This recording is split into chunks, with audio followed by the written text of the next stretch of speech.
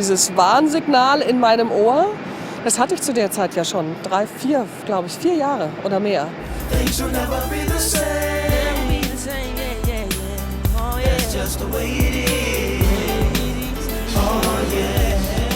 Ich bin Janke Meyer, 46 Jahre alt und rekultiviere alte Tomatensorten.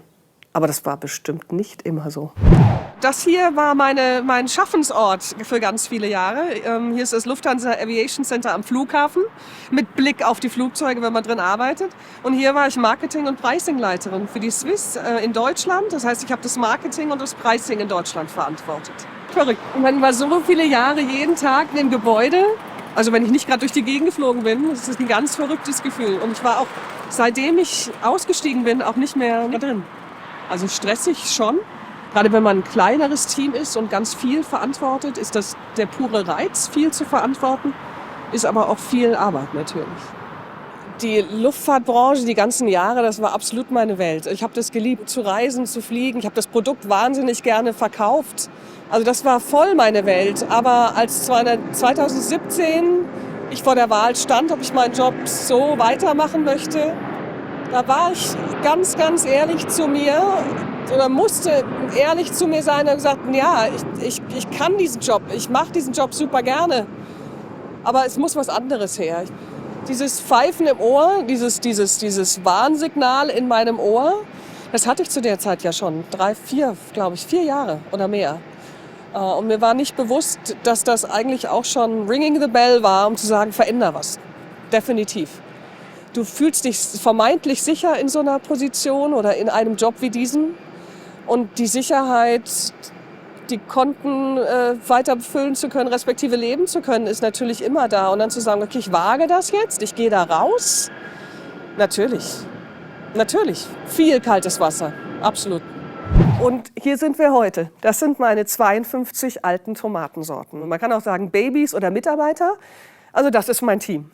Ich habe zu der Zeit, als ich mich entschieden hatte, meinen Job an den Nagel zu hängen, so einen Leidensdruck gar nicht verspürt.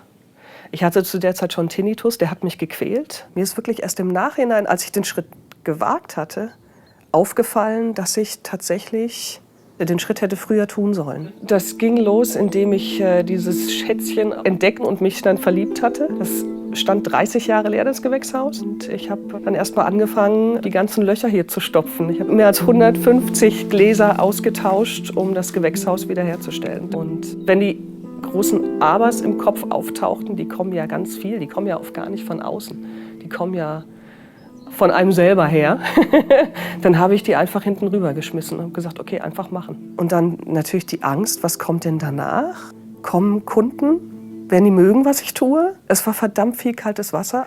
Die einen haben gesagt, wie kannst du nur dieses Thema Sicherheit, ganz groß, wie kannst du nur so einen tollen Job aufgeben?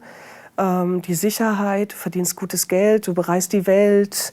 Und die anderen haben gesagt, also gerade unter Kollegen, Bekannten haben gesagt, oh ja, du bist mutig, würde ich auch gerne sein. Ich habe auch schon immer so den Gemüsegarten meiner Großmutter total gerne gemocht.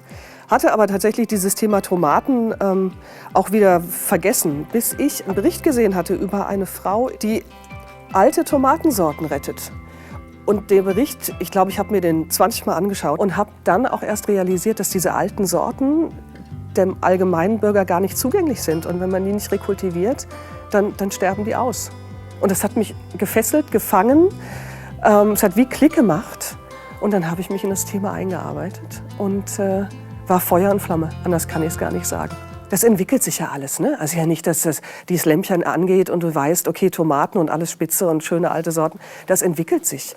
Aber verbunden mit der Frage, was will ich machen, war auch die Frage, wofür will ich stehen? Was ist der Sinn des Ganzen? Was möchte ich kreieren? Am Ende des Tages geht es doch darum, dass man sich die Frage stellt, was macht mich glücklich? Und ich meine, wir stehen hier jetzt in ein paar Tomaten, ich gebe es zu, und das ist verdammt viel Arbeit. Und ja, ich habe Muskelkater in den Händen, hatte ich beim Computerschreiben noch nie früher, aber es macht Freude. Es macht Freude, was zu gestalten, zu kreieren, was Besonderes zu schaffen. Es gibt, man schätzt, mehr als 10.000 alte Tomatensorten.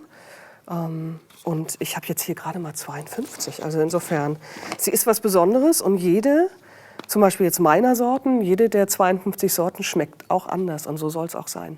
Das ist das sogenannte Pikieren oder Vereinzeln der Tomaten. Das heißt, das mache ich mit jedem Pflänzchen.